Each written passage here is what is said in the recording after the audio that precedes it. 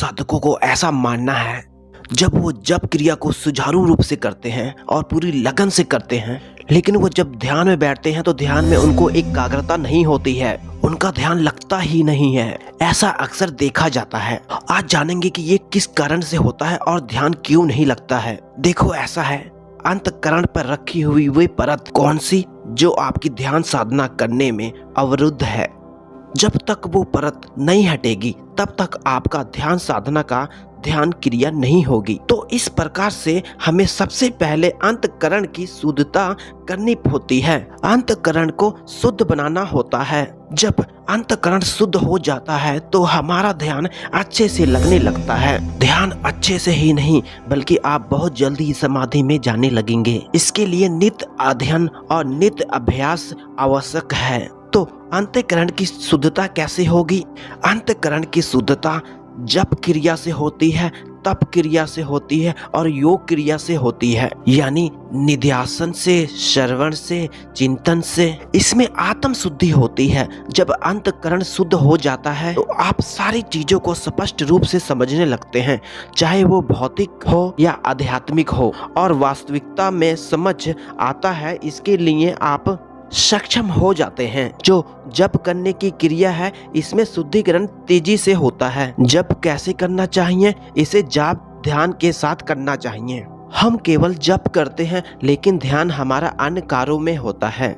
ऐसी अवस्था में किया गया जप कारगर नहीं होता है, सफलता नहीं देता है। जब भी आप जाप करते हैं तो उस जप पर आपका ध्यान होना चाहिए, तो वो जप फलीभूत होता है, वो तब परिणामी होता है। सुमरन के समय ध्यान भी आवश्यक होता है। सुमरन के समय अगर ध्यान लगा किया जाता है तो वे सुमरन निश्चय रूप से अंदर में काम करता है और आपके अंतःकरण में रखी हुई जितने भी मालिन्यता है उसे काट कर बाहर कर देता है। जैसे जैसे आप जप करते चले जाते हैं, हृदय में पवित्रता बढ़ती चली जाती है। आपका अंतःकरण शुद्ध होने लगता है, पवित्र होने लगता है। जब ये अंतःकरण पवित्र हो जाता है तो जितनी भी हृदय के अंदर पवित्र चीजें हैं या हृदय के बाहर पवित्र चीजें हैं वे स्पष्ट समझ में आने लगती है, और अंदर में जो पवित्र चीजें हैं जो अब तक नहीं दिख रही थी वे स्पष्ट दिखने लगती है। यह होता तभी है जब अंतःकरण शुद्ध हो जाता है। इसी कारण हमारा ध्यान नहीं लगता।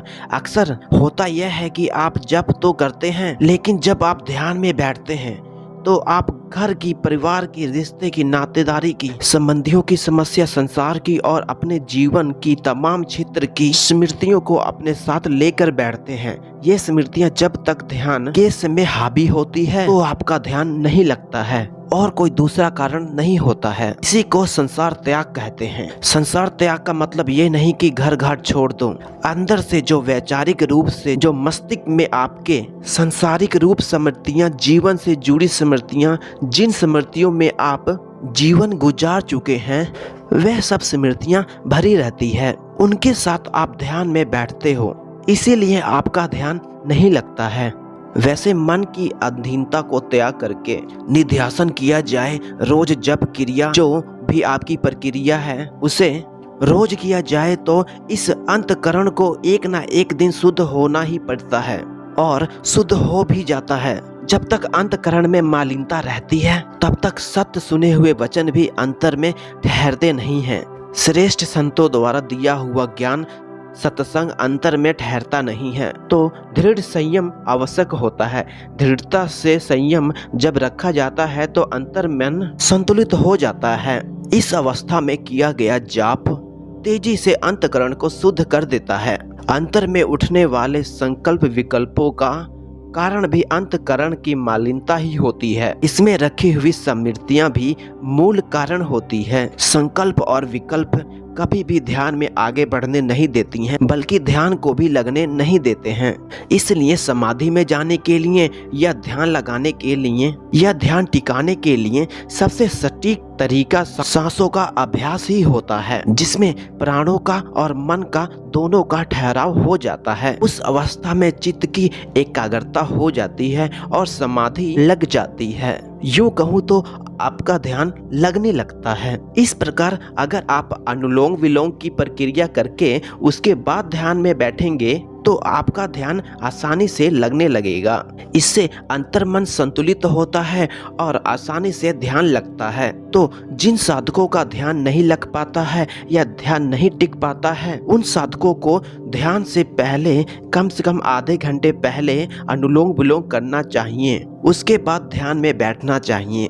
ऐसा अभ्यास करने से निश्चित रूप से ध्यान ठहरने लगता है, टिकने लगता है। समाधि मार्ग ही वह मार्ग है जिसके माध्यम से शुद्ध सत्य को जाना जाता है। संसार के सब प्रकार के सब क्षेत्र के भ्रमों को नाश किया जा सकता है। बुद्धि के परे की स्थिति को जाना जा सकता है।